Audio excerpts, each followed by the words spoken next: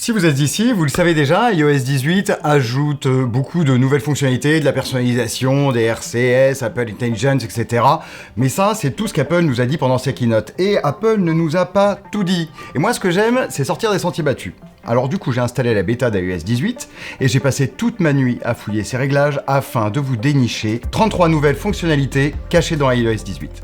Première nouveauté, la disparition du texte sur les icônes de l'écran d'accueil. Pour faire disparaître le texte des icônes, il suffit d'aller ici dans personnaliser et là on sélectionne grande, donc on a des icônes un peu plus grandes, mais au bénéfice d'un texte qui a disparu. Donc pour une interface beaucoup plus épurée et plus agréable à mon sens. Deuxième nouveauté, l'animation des boutons de l'iPhone. Et oui, maintenant, simplement en appuyant sur le bouton, on s'aperçoit qu'il y a une petite vague qui se forme sur le côté. Donc là, je viens de déclencher Siri, mais ça fonctionne aussi sur le bouton de volume, ici, de l'autre côté. C'est une modification qui pourrait passer inaperçue, mais visuellement, ça donne sa petite touche très sympathique. Troisième nouveauté, au sein du calendrier, et là on en a deux. La première nouveauté, c'est simplement que lorsqu'on passe sur la vue mensuelle, eh bien on peut avoir des tuiles pour chaque rendez-vous qu'on a, alors qu'auparavant, on avait au maximum juste des petits points avec aucune écriture dessus. Donc c'est déjà une belle avancée pour avoir une vue globale de son agenda. L'autre nouveauté, ça va être de pouvoir créer directement au sein de l'application calendrier, des rappels. Et désormais, plus besoin de passer par l'application rappel, on peut désormais les intégrer directement dans le calendrier, ce qui est beaucoup plus simple pour gérer tous ses besoins. Petite nouveauté dans Apple Music, on a désormais les titres qui s'affichent en entier, qui ne sont plus tronqués avec des points de suspension comme c'était jusqu'alors, ce qui est plutôt confortable pour pouvoir lire ce qu'on va écouter, tout simplement. Sixième nouveauté cachée, on passe à l'application téléphone. Dans celle-ci, on a désormais un nouveau champ recherche dans l'onglet récent, dans lequel on peut chercher tout simplement ses contacts, si on souhaite, ou un numéro de téléphone. Là, par exemple, j'ai tapé ma femme. Non, je vais refaire. Non. Et voilà, et en saisissant donc tout simplement le prénom ou autre, on accède aux appels récents, aux messages vocaux et aux contacts pouvant correspondre. Une petite fonction toute bête, toute simple, mais qui permet de centraliser vraiment sur un seul onglet l'ensemble des informations de ces contacts. Numéro 8, c'est la recherche au niveau du clavier T9 de l'application téléphone.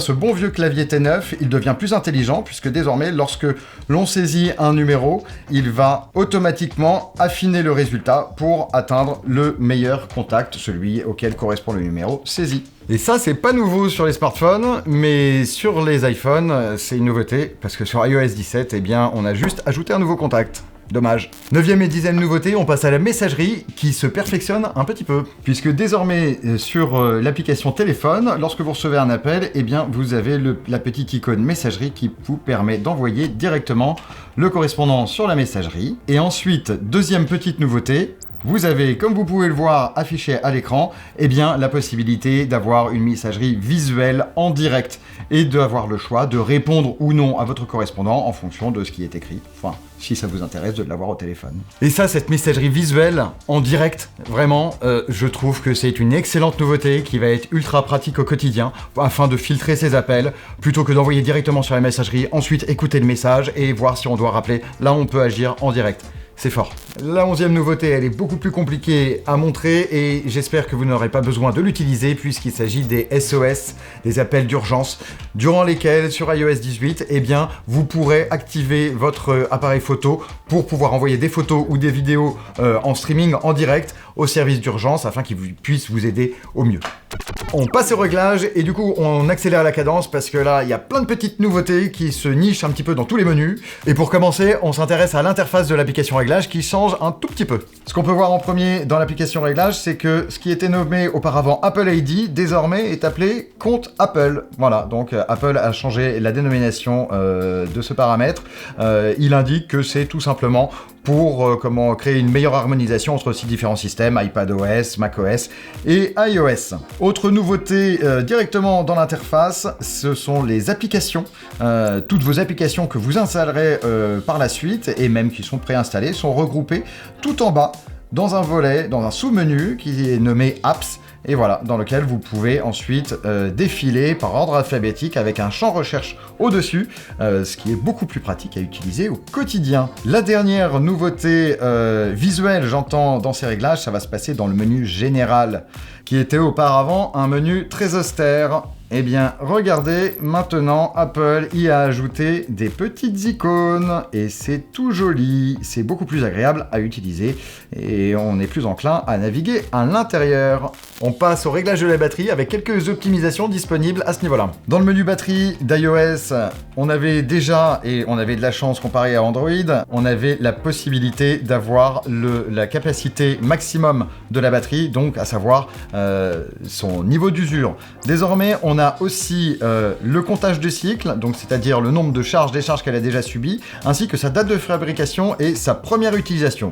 Voilà, quelques données supplémentaires. Apple n'est pas avare et c'est pour notre plus grand bonheur. L'autre nouveauté pour la batterie, c'est tout simplement la possibilité de régler manuellement son niveau de charge maximum.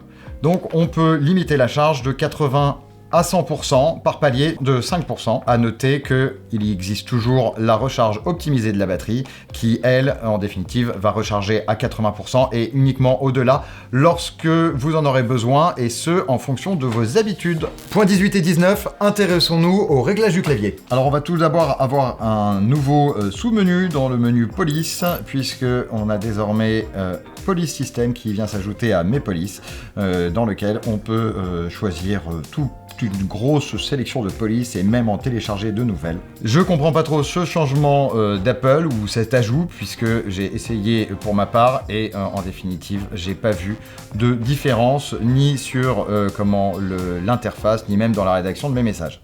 Si vous arrivez à comprendre à quoi sert ce changement de police sur l'iPhone, sur iOS 18, eh bien dites-le moi en commentaire, ça m'intéresse fortement. L'autre nouveauté, elle se passe pas dans les réglages, elle se passe directement dans le clavier d'iOS 18 qui, en définitive, aujourd'hui, propose une prédiction instantanée. Donc, si je commence à saisir mon texte, il va me proposer directement dans le message de valider un mot déjà préconstruit. Hop! Bonjour Arnaud, qui est en train de me filmer. Et voilà, il reconnaît même le prénom.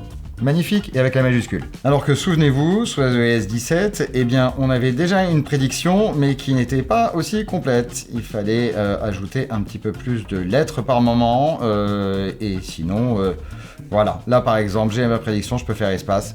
Ça fonctionne pas forcément sur tous les mots. iOS 18 est meilleur là-dessus. On passe au gros volet d'accessibilité des réglages d'iOS 18. Là, il y a plein de toutes petites options qui peuvent être tant pratiques pour les personnes handicapées que même aussi pour les personnes valides. On commence tout de suite avec une de mes options préférées. Aziz Lumière. Aziz Lumière. Ah, beaucoup mieux. Merci Aziz. Et voilà. C'est tout bête, ce sont les raccourcis vocaux d'iOS 18. Ça se programme dans les options d'accessibilité, dans les raccourcis vocaux, et ici, vous pouvez en ajouter et ajouter des actions dans lesquelles vous pouvez ouvrir une application, vous pouvez créer un nouveau raccourci, un raccourci vers Shazam, un trajet vers bureau ou n'importe quoi, baisser le volume, monter le volume, enfin voilà, il y a des choses qui seront utiles pour des personnes handicapées, il y a d'autres choses qui peuvent vraiment être pratiques pour des personnes valides même, hein, comme allumer la lumière, là typiquement comme je viens de vous montrer, c'est un truc plutôt marrant. Voilà. 22e nouveauté côté accessibilité, les indicateurs de mouvement du véhicule. Et cette fonction, comme l'explique Apple, eh bien, permet d'afficher des points, un champ de points sur les bords de l'écran de l'iPhone lorsque celui détecte des mouvements grâce à son accéléromètre. Et si vous êtes en voiture, sur le 2e ou 3e rang, sur un 7 ou un 9 places, et si vous avez tendance à avoir mal au cœur en voiture, en voyage, eh bien, fixez votre téléphone ou scrollez sur votre X ou Facebook ou Insta, et bien, vous aurez un champ de points de chaque côté qui bougera en fonction des mouvements du véhicule afin de conserver une cohérence visuelle entre votre corps et le déplacement sur la route. Autre option d'animation, la lecture automatique des extraits vidéo. Alors ça, on l'avait déjà auparavant, mais aujourd'hui, elle est coincée entre deux nouvelles options, effet des messages et lecture automatique des images animées. Et là, on peut désactiver ces choses-là, ce qui fait qu'une fois qu'on sera dans les messages, eh bien, les GIFs, par exemple, ne seront plus lus automatiquement. Il faudra cliquer sur Play. et il en sera de même pour les effets. Dans le même menu, tout en bas, on a une petite option assez marrante, c'est curseur fixe.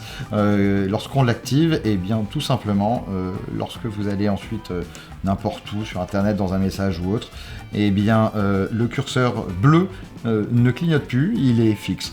Donc c'est au choix de chacun, ça plaît pas, en tout cas c'est désactivable. Ça c'est une option assez étonnante qui servira sans nul doute plutôt aux personnes handicapées qu'aux personnes valides. C'est le suivi du regard, et là en fait ça me renvoie à tous les films de science-fiction que j'ai pu regarder il y a des dizaines d'années, et je trouve ça complètement aberrant d'avoir ça aujourd'hui sur un téléphone. Donc ça se paramètre directement dans les options d'accessibilité. Au début il y a une petite routine qui nécessite bien de fixer des points. Voilà, j'en ai raté un, donc peut-être que le résultat sera pas idéal. Ces points défilent tout autour de l'écran et vont permettre de calibrer tout simplement les zones où le regard se pose. Et tout ça fait avec le capteur avant du téléphone. Et maintenant, quand vous regardez, hop là, vous avez une petite bulle ronde qui se déplace en fonction de votre regard, si c'est sur aucune encoche. Et quand on regarde un réglage, eh bien, ça vient se fixer dessus. Et ensuite, on peut fixer normalement, et voilà, je reste sur la petite coche verte, et bien elle vient de se désactiver. Et si je reviens dessus, elle se réactive pas. Peut-être parce que j'ai raté la calibration, ou sinon plus probablement que c'est encore en version bêta et que ça nécessite quelques petites améliorations. Mais le fait d'avoir cette option là sur un iPhone, c'est génial quoi. C'est futuriste. Est-ce que ça pourrait présager d'une nouvelle manière d'utiliser son smartphone, non plus avec les mains mais directement avec les yeux? Pour une utilisation globale, j'y verrais pas trop l'intérêt, mais en revanche pour certaines petites fonctionnalités, certaines petites choses à effectuer dessus, ça peut être vraiment très intéressant. J'imagine notamment, même sur iPadOS, un iPad posé devant soi, pour regarder un film, pour mettre pause, et bien tout simplement on fixe le bouton pause, et puis ça met sur pause. 26e point, l'agrandissement des caractères. C'est une option de clavier que l'on trouve dans la rubrique accessoires, et ici on va avoir agrandir lors de la saisie. Décoché de base, on peut l'activer. Et une fois que c'est activé, on peut ensuite bien, tout simplement régler la taille, la couleur des textes, etc. À quoi ça sert, allez-vous me dire? Eh bien tout simplement, lorsqu'on va saisir du texte sur son clavier, on va avoir le texte qui apparaît en plus grand dans une fenêtre au-dessus de ce clavier. Donc pour ceux qui ont du mal à voir sur leur écran, outre le fait d'avoir la possibilité d'agrandir un petit peu les touches, eh bien on aura désormais la possibilité de voir directement ce que l'on saisit. Et ça, jusqu'à dans différentes polices et dans de très grandes tailles. Dans la partie sous-titres codés et sous-titres pour malentendants, on a deux nouvelles petites options à cocher. Ces options sont affichées lorsque le son est coupé et affichées lors du retour arrière. Alors à savoir que les sous-titres codés et pour malentendants, on a essayé de les avoir sur une vidéo YouTube et sur une vidéo qu'on a faite nous-mêmes avec l'iPhone. Et bien même en coupant le son ou même en l'activant, on n'a pas de sous-titres codés qui apparaissent, ce qui nous laisse à penser que iOS 18 ne génère pas automatiquement ces sous-titres. Autre nouveauté dans l'accessibilité, c'est au niveau du clavier et du clavier externe, de l'utilisation d'un clavier physique avec son iPhone. On a un menu beaucoup plus complet avec beaucoup plus d'options à cocher. Ça se passe ici dans accès complet au clavier. Auparavant, on avait simplement la possibilité de répéter les touches, touche à automaintien, touche lente, etc. Alors que désormais, on va pouvoir personnaliser toutes les commandes afin de se déplacer vers l'avant, se déplacer vers la droite, vers l'arrière, etc. Enfin voilà. Il y a plein de fonctions, de commandes à paramétrer soi-même ou à laisser comme elles sont. On peut également masquer automatiquement le clavier. Et on a aussi un volet apparence, ce qui est un petit peu bizarre pour un clavier physique. Et voilà, qui permet d'augmenter la taille, le contraste élevé, la couleur. Voilà, alors que c'est dans le volet clavier physique. 28e nouveauté cachée d'iOS 18, ça concerne Siri et les voix. Donc là, c'est vraiment dans des sous-menus, mais les voix de Siri sélectionnables, eh bien celles-ci ont été améliorées dans iOS 18. Je vous fais écouter ça tout de suite. Donc là, c'était l'ancienne voix de Siri. Bonjour, je m'appelle Siri. Et là, la nouvelle. Bonjour, je m'appelle Siri. Et hop, et au masculin. Bonjour, je m'appelle Siri. Bonjour, je m'appelle Siri. Et moi, je sais pas pour vous, mais là, je trouve que la nouvelle version est beaucoup plus naturelle. 29e point, on continue sur Siri. Et là, c'est juste une petite coche dans le menu Siri de la section accessibilité, c'est exiger Siri pour les interruptions. Et donc, c'est lorsque cette fonctionnalité est activée, dites Siri ou dit Siri pour interrompre les réponses de Siri, tout simplement. On en a fini avec l'accessibilité, on passe à 2 nouvelles fonctions de l'appareil photo. On a désormais la possibilité, dans les réglages de l'enregistrement sonore, eh bien, d'autoriser la lecture audio lorsque l'enregistrement vidéo est en cours et donc n'est pas mis en pause comme auparavant, ce qui permet de faire tourner de la musique ou une vidéo ou n'importe quoi d'autre pendant qu'on enregistre et ce sera pris dans la piste audio. L'autre point, c'est la possibilité de faire du portrait sans avoir pris une photo en mode portrait. Et ça, c'est le portrait en mode photo qu'on active également dans les réglages photo. Et ça, c'est une nouveauté vraiment intéressante. Ça permet de prendre une photo très rapidement d'un sujet et de ensuite pouvoir lui appliquer l'effet bokeh caractéristique du mode portrait. Ça fonctionne uniquement, attention, avec une personne, donc un être humain, un chien ou un chat. Donc cette photo, par exemple, a été prise en mode normal avec l'appareil photo.